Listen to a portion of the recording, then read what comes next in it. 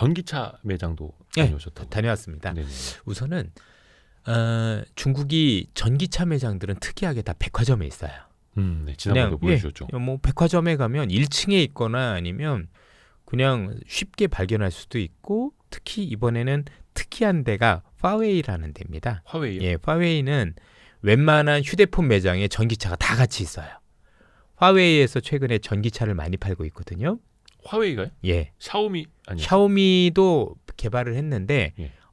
화웨이는 전방위적이에요. 그러니까 샤오미는 상하이에서도 보기 힘들어요. 상하이 제가 갔었을 때 길거리에서 샤오미 차를 한 번도 본 적은 없어요.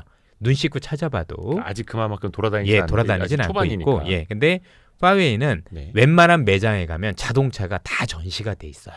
그래서 뭐 최근에 기사들 보시면 이번에 새로 나온 브랜드들이 어제 기준으로 뭐 새로 나온 지 얼마 안 됐는데 뭐 7만 대가 예약됐다더라 이런 식으로 해서 화웨이가 굉장히 공격적으로 일단 판매를 하고 있고, 참고로 화웨이라는 회사가 만드는 요 그 브랜드들은 중국의 체리 자동차가 생산을 한다고 하더라고요. 그러니까 화웨이가 직접 하는 건 아니고 자동차 회사들한테 직접적으로 주는 것 같아요. 그러니까 뭐 개발만 해놓고 생산은 다른 데 이제 예. 외주를 맡기고. 예. M9이라는 브랜드가 최근에 나왔었고, 네네. 지난번엔 M7인가였는데 그게 이제 불난 차죠. 불났는데 탄출을 못했었던.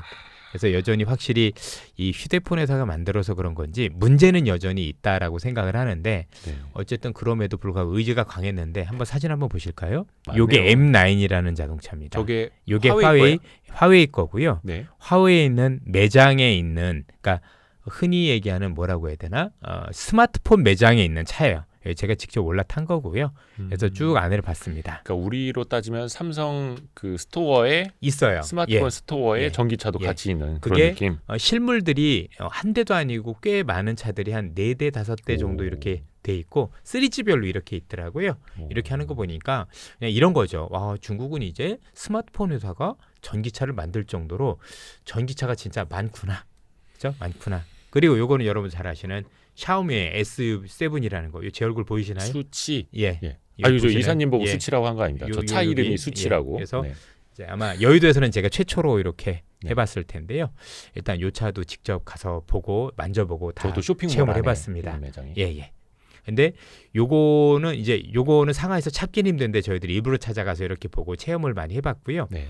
일단 겉에서 보는 거하고 안에하고 또 틀리더라고요. 안에는 조금 허접해요. 아, 그래요? 네, 겉은 와 이게 어디서 많이 베꼈는데라는 느낌인데 안에는 일반 자동차의 고급스러운 느낌하고는 확연히 차이가 났어요. 일단 플라스틱이 굉장히 많고 이런 느낌이 있죠. 왜 이렇지? 뭐 버튼도 올렸다 내렸다는 이런 버튼이 있는 정도로. 네네. 그래서 아직은 조금 갈 길이 꽤 있겠구나라는 생각을 했는데, 특징이 있다라면 네. 대시보드 안에 있는 이 화면이 지금 가지고 계신 태블릿. 패드보다 훨씬 커요. 훨씬 크죠. 거의 뭐 이따만 해요. 그죠? 네네네. 그리고 그걸 켜면 이제 뭐 화웨이에서 나오는 우리로 얘기하면 뭐 유튜브 이런 걸 다 볼 수 있는, 영화도 이렇게 보고 그러고, 이게 사운드가 어마어마해요.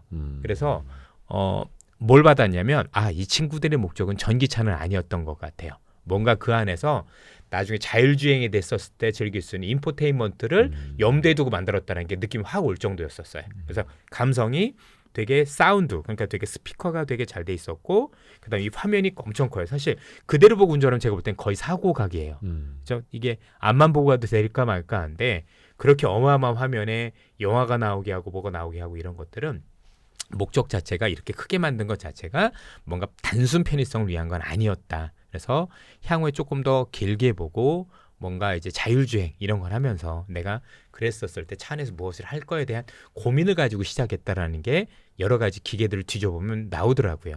왜냐면 하나하나 다 만져보고 이렇게 뭐 성능을 다 체크를 해봤는데, 자동차로서의 매력은 겉에 빼놓고는 조금 많이 떨어졌다. 그리고 안에 있는 디테일도 약간 좀 우리 표현으로 싼마이 느낌이 좀 많이 났어요. 그게 우리 표현인가요? 그렇죠. 예. 이게 뭐 안에는 겉엔 이런데 안에는 왜 이래 싶을 정도로 그런 것들이 굉장히 많았다라고 보시면 될 것 같고요. 그리고 앞에 이 계기판 있죠.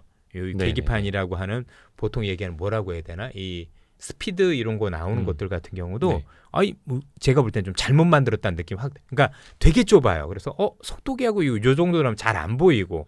그래서 계산이 굉장히 많이 필요해 보였습니다. 그래서 초기 버전이라 그럴 수도 있겠지만 좀 제가 볼 때 저도 이제 차를 운전하는 편인 거고 여러 가지 자동차 공학적인 면 이런 것들을 보면 이번에 조금 제가 볼 때는 겉에서 보는 거 하고 안에는 조금 많이 손을 봐야 될 부분들이 많이 있구나. 그러나 일단 어쨌든 목적을 놓고 보면 그 목적 자체가 뭔가 전기차를 위한 어떤 그런 움직임이었다라기보다는 향후에 이걸 가지고 뭐 휴대폰하고 연동이 돼서 나를 뭔가 그 안에서 즐길 수 있는 그런 어떤 것들에 대한 움직임이지 않았나라는 생각을 좀 많이 했습니다. 뭐 그쪽에서도 그런 얘기들을 좀 많이 하는 것 같고요. 예. 근데 샤오미 SU7 수치라고 하는 게 어떻게 보면 이게 3년 만에 만든 차라 그렇죠. 하더라고요. 예. 개발한 지 3년 예. 만에. 이게 사실 어떻게 보면은 또 해외 전기차 메이커들이 또 하고 있는 거고 샤오미는 뒤늦게 따라온 건데 자동차의 완성도 3년 만에 이걸 만들었다라는 거고 물론 사고가 난 영상이라든지 뭐 브레이킹이 잘 안 됐다 뭐 조향이 안 돼서 뭐 문제가 된 케이스도 여러 가지가 이제 체험이 나오긴 합니다만 샤오미는 이게 사실은 자동차의 끝이 아니라 이제는 시작이다라는 거고 제가 너무 좋게 평가하는 그럼 또 이런 것 같아요. 그래도 차는 안전이 제일 중요하잖아요. 그럼요. 그렇죠? 근데 일단은 그쪽보다는 뭐 그쪽 신경은 안 쓰진 않았겠지만 방향은 뭐 당연히 차니까 나중에 안전을 생각을 해야 되겠지만 방향을 그냥 보여주는 게 중요하지 않았나라는 생각이 들 정도였었어요. 확실히 화웨이 차도 그렇고 샤오미 차도 그렇고 일반 자동차 회사들이 만들었다라는 거에 비해서는 안전성 문제가 자꾸 대두되고 있는 게 사실이거든요. 근데 사실 그게 핵심이죠. 그럼요, 이게 당연하죠. 뭐 한두 푼짜리도 아니고 이건 생명하고 직결되는 예, 거니까. 맞습니다. 그래서 이제 뭐 중국이 나중에 이제 어떻게 될지 모르겠지만 나중에 이런 안전 문제를 뭐 극복을 할지 안 할지 뭐 그건 우리가 추구적으로 두고 봐야 되겠지만 일단 방향은 우리가 봐야 될 건 뭐냐면 휴대폰 회사들이 하나도 아니고 여러 회사가 전기차를 만들 수 있을 정도로 이미 일단은 이 전기차라는 게 자동차 회사만의 전유물이 아니다라는 게 일단은 우리한테는 주는 경종이 있었다라는 생각이 드는 거고 그리고 두 번째 제가 이제 모 백화점에 갔었을 때 거기에 전기차 매장이 한 20개 정도 있어요. 그러니까 일단 저는 이름도 모르는 브랜드가 저렇게 많은 거죠. 그래서 진짜 전기차가 되게 많구나. 뭐 이런 생각은 많이 들었었습니다. 그리고 네. 가격은 참 싸구나. 전기차가. 네. 그러니까 최근에 미국의 바이든 대통령도 사실 중국 전기차에 대해서 걱정하는 건 딱 하나잖아요. 가격이지 않습니까? 그렇죠? 품질이야 당연히 한국이나 미국에 있는 자동차들이 좋겠죠. 뭐 당연히 우리가 더 좋다라고 생각을 하지만 가격은 이길 수는 없겠죠. 가격은. 그래서 그렇죠? 일론 머스크도 그냥 저 가격 저대로 이제 미국으로 밀고 들어오면 나만 하는 자동차 회사가 없을 거다. 그래서 이거는 거의 뭐 미국에서도 정치적으로 이거는 장벽을 좀 세울 것 같더라고요. 그렇죠. 장벽을. 예. 너무 싸니까. 네. 그렇죠. 너무 싸니까 진짜 가보면 놀랄 만한 가격들이 너무 많았어요. 2천만 원대 차들이 이게 2천만 원이라고 하는 차들이 너무 많았던 것 같아요. 3천만 원 정도만 되면 어이구 이렇게 괜찮아라는 차들도 꽤 있었던 것 같고 나름대로 물론 이게 이제 내구성도 좀 봐야 되고 그렇지만 일단은 그래서 시승도 해봤거든요. 전부 다 네. 해보면 뭐 그 정도 시승해서 물론 제가 다 알 수는 있는지는 알 수는 없겠지만 의외로 참 무섭다는 생각은 많이 들었습니다. 그래서 지금 이제 우리가 생각하는 이 시장이 이제는 대중화를 앞두고 있는 시장인 거잖아요. 네. 그러면 대중화할 때 중요한 요소 중에 하나가 가격이라는 건 우리는 충분히 느끼고 있지 않습니까? 뭐 우리나라 같은 경우도 제가 예를 들어서 저가형 차를 타고 있는데 제가 고가형 차를 타기 싫어서 안 타는 게 아니지 않습니까? 가격 때문에 못 타는 경우들이 많은 거잖아요. 네. 뭐 벤츠 S클래스 좋은 거 모르나요?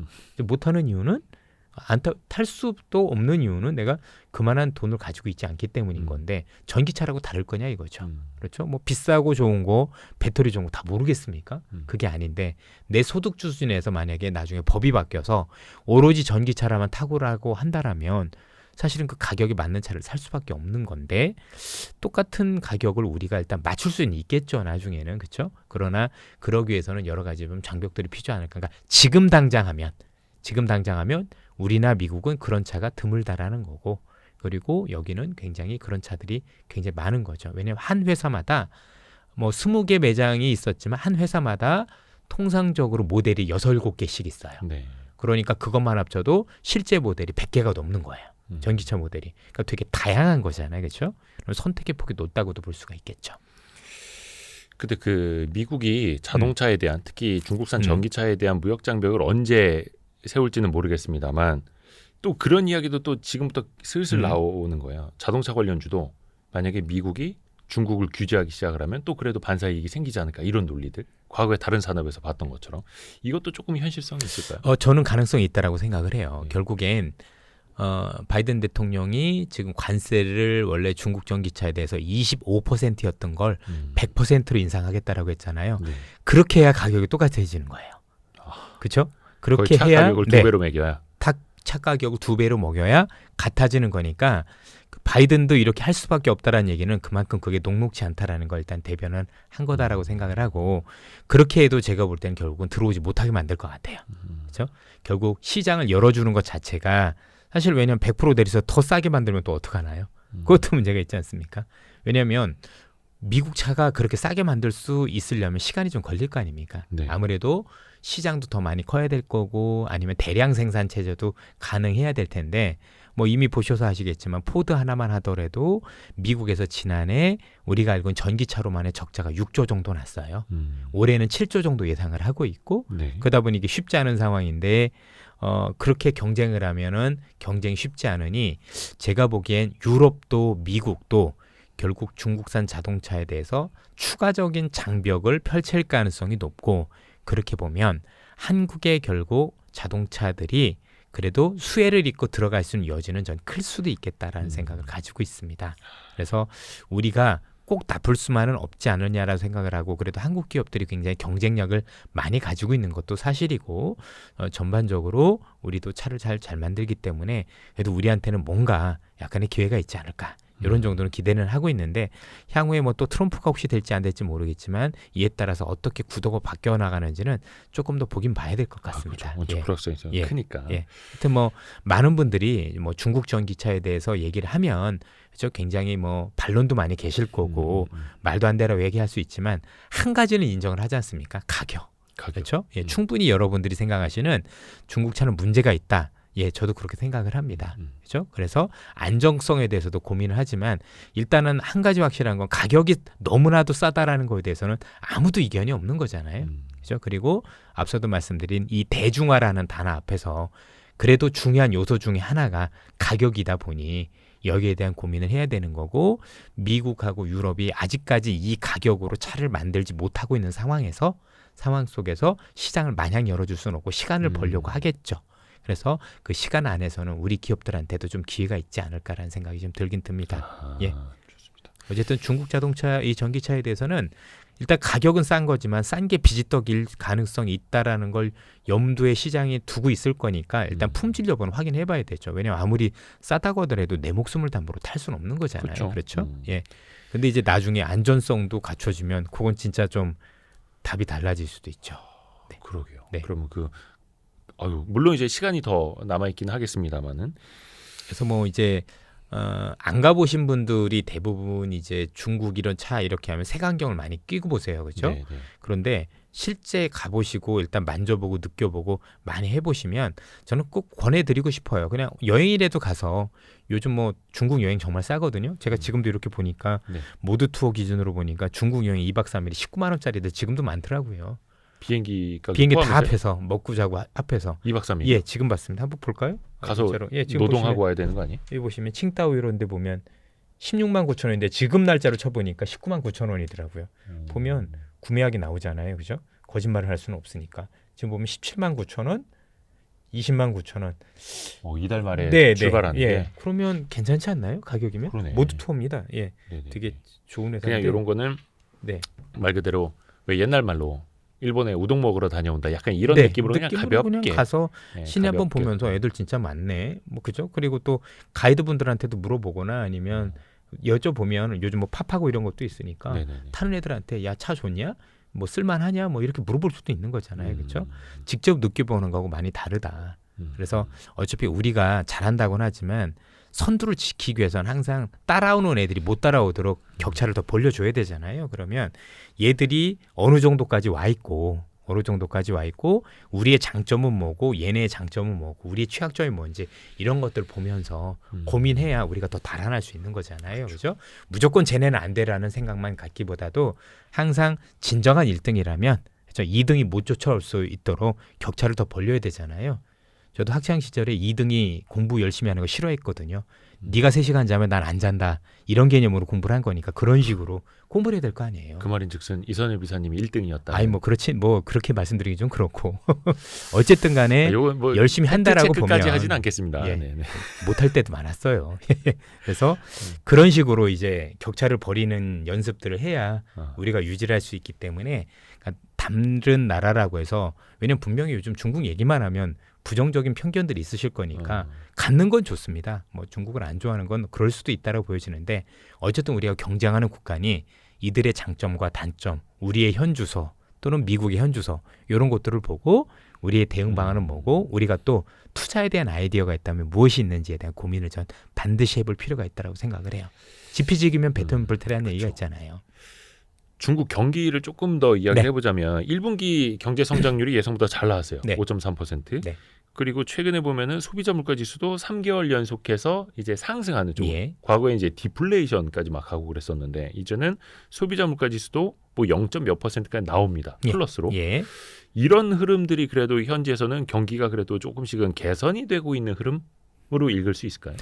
개선은 되고 있지만 불안한 개선인 거죠. 아직까지는. 예, 특히 아마 아시겠지만 소비자 물가 지수만큼 중요한 게 도매 물가 지수, 즉 생산자 물가 지수인데 PPI라고 그러죠. 네. 이게 알기로는 제가 뭐 전보단 개선됐지만 마이너스 2.3%인가 그 정도 나온 걸로 알고 있습니다. 그렇죠? 근데 여전히 중요한 건 마이너스라는 거죠. 그렇죠? 이게 도매 물가 지수, 즉 생산자 물가 지수가 마이너스란 얘기는 중국에도 여전히 재고가 많다.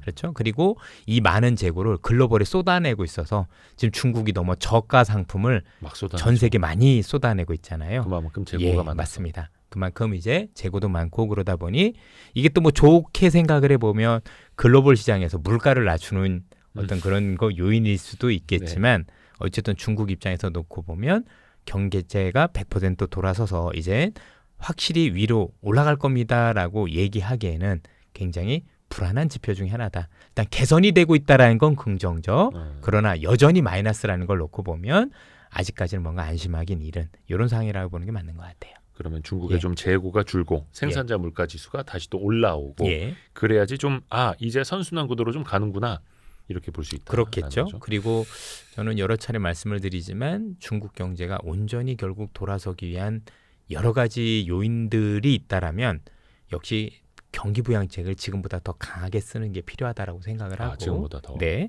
그다음에 또 중국이 안 좋은 게 한두 가지가 아니잖아요. 지금 그죠? 여러 가지 정치적인 문제 아니 뭐 체제적인 문제도 있을 거고 또 거기에 지금 미중 간의 갈등 부동산 시장의 어려움 아주 여러 건들이 복합적으로 있다라고 보여지는데 이게 하나하나 다 해결될 수는 없다라고 생각을 합니다만 네. 그래도 불구하고 일단 경제와 관련해서 제일 문제가 되는 게 부동산이니 부동산에 정조준된 아주 강력한 부양책은 전 추가적으로는 그래도 해야 중국에 대해서 그래도 보다 확신을 가지지 않을까라는 생각이 듭니다. 우리나라도 그렇지만 글로벌 시장에서 부동산 시장이 어려우면 소비가 살아나기가 쉽진 않아요. 어느 국가든지 또 반대로 집값이 굉장히 급등하는 나라 즉 소비가 죽는 나라는 또 못 보셨잖아요. 그렇죠. 우리나라도 굉장히 부동산 가격이 많이 오를 때 소비가 굉장히 좀 양극화되긴 했지만 그런 경우도 있었고 중국도 예전에 소비가 굉장히 좋았었을 때 역시 부동산 가격 오른 게 많은 역할을 했기 때문에 자산 가격이라고 보통 얘기를 많이 하죠. 그래서 일단 부동산에 대한 보다 조금 더 이렇게 그 표적적인 우리가 표적적이라는 표현을 좀 그렇게 하면 뭐라고 하면 정조준한 그죠? 예, 그런 것들이 좀 더 있었으면 좋겠다. 그래서 저는 뭐 중국 경제가 바닥을 찍었을 가능성이 높다라고 보고 있는데 이게 제 궤도에 올라오고 빠른 성장을 하기 위해서는 그런 부분들이 필요하다. 그러지 않고 정책이 이런 상황에서 만약에 표류하면 사실상 한 번 더 망가질 수도 있거든요. 그렇죠? 잘 들어올릴 때 확 들어올려야 됩니다. 그리고 지난달이었던가요? 말씀해 주셨던 게 그 가구나 인테리어 쪽은 아무래도 주택 문제 때문에 여전히 부진하다. 그런데 외식이나 화장품 이런 꾸미는 것들은 그래도 조금씩 소비가 살아나고 있다. 이런 이야기를 좀 해주셨는데 이것도 뭐 현지에서는 여전히 예, 그렇습니다. 이번에 나왔었던 중국의 도매 물가 지표 또는 성장률 이런 걸 보면 여전히 건자재 쪽 이런 쪽이 지표를 많이 갉아먹었다라고 보시면 될 것 같고요.